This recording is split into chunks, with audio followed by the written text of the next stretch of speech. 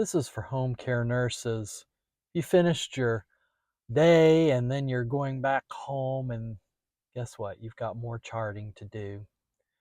The documentation fatigue, um, missing the dinners, being up late at night, just really feeling like you're getting burned out, and just always feeling like you're behind. I get that. I know what that's like. But really, it isn't a time problem, it's more of a thinking problem.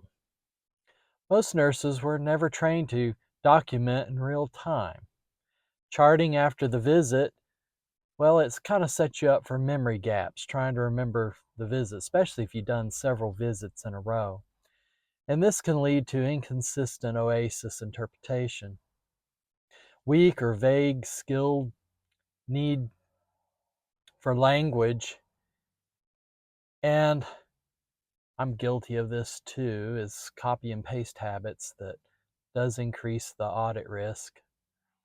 But the hidden truth is here, you're not doing the care incorrectly, but just documenting incorrectly.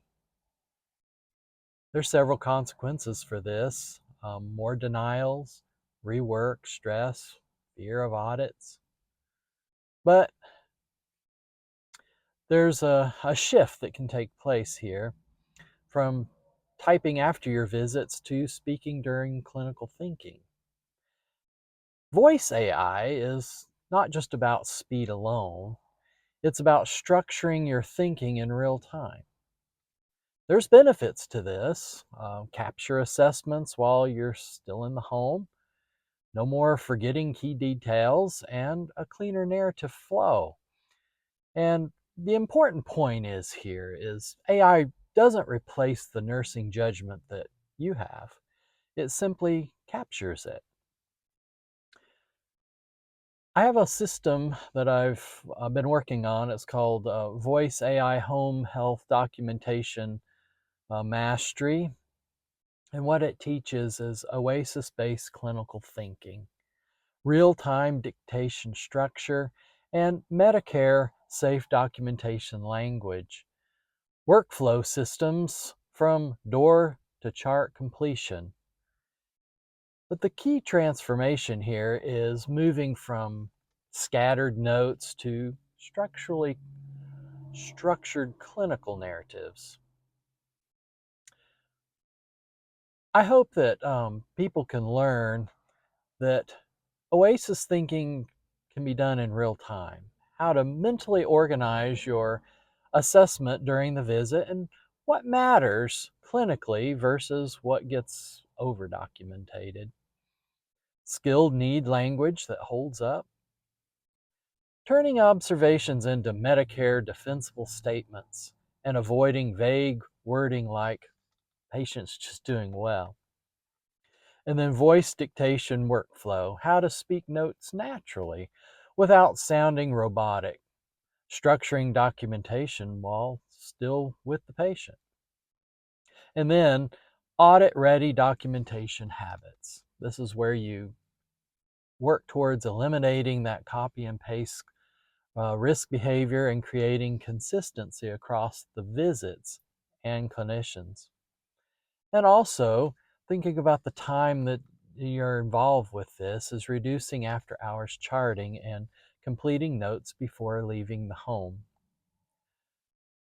I hope this will create a transformative outcome where there's less stress at the end of the shift, faster, cleaner documentation, and stronger clinical confidence, better compliance safety, and an emotional shift where you stop feeling behind and maybe start feeling more in control.